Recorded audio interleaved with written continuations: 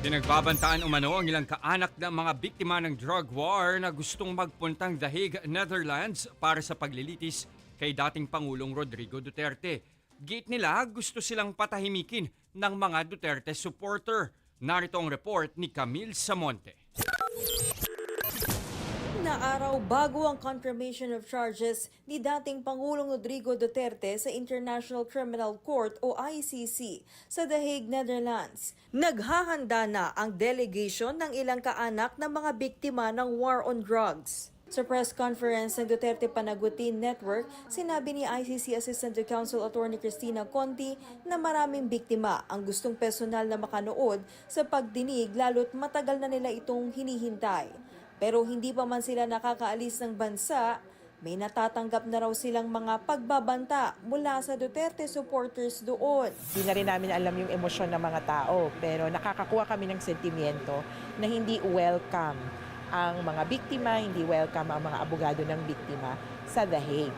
Lalo na sa mga lugar na idineklara na nila na Duterte Street, Duterte Park, na parang hindi daw yon, hindi welcome ang mga quote-unquote, akala nila sinasabi nilang anti-Duterte.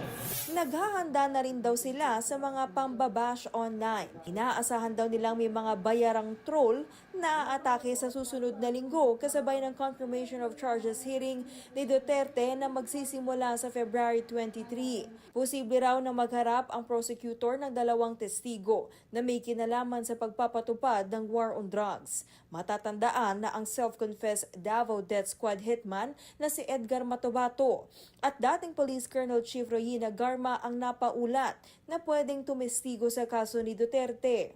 Pero sabi ni Conti, wala pang inilalabas ang prosecution kung sila ang ihaharap na testigo.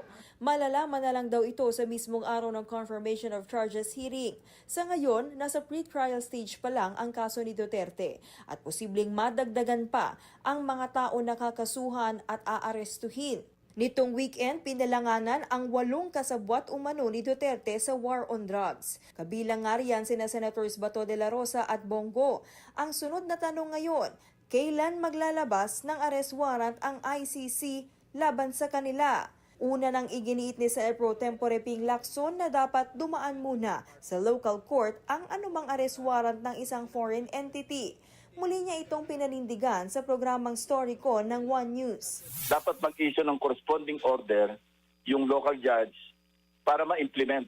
Before the implementation of the execution of the warrant of arrest, kailangan merong corresponding order from the local court. Ganon din ang mga summonses, ano? Pero iba naman ang posisyon ni ICC Accredited Counsel Attorney Gilbert Andres. ICC is not a state, it's an international organization.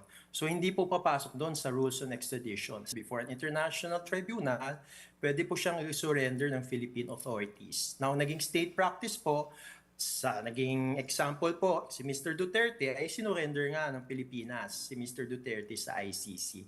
So baka yung pong pwedeng gawin. Una na ring sinabi ng Malacanang na kapag may warrant of arrest na, dapat yang ipatupad. Hindi po kinakailangang magtago kung alam po nila na sila'y walang kasalanan, humarap sila at maging matapang. Nagbabalita mula sa Frontline, Camille Samonte, News 5. Mga kapatid, ako po si Ruth Cabal. Dito tayo sa totoo, dito tayo sa True FM. Mag-follow at mag-subscribe din po kayo sa aming social media accounts at True Network PH. Diyan po yan sa aming X na dating Twitter, sa FB, sa Instagram, sa YouTube, sa TikTok at sa mga podcast. At syempre, tutok din po kayo sa Signal True TV Channel 19. Dito tayo sa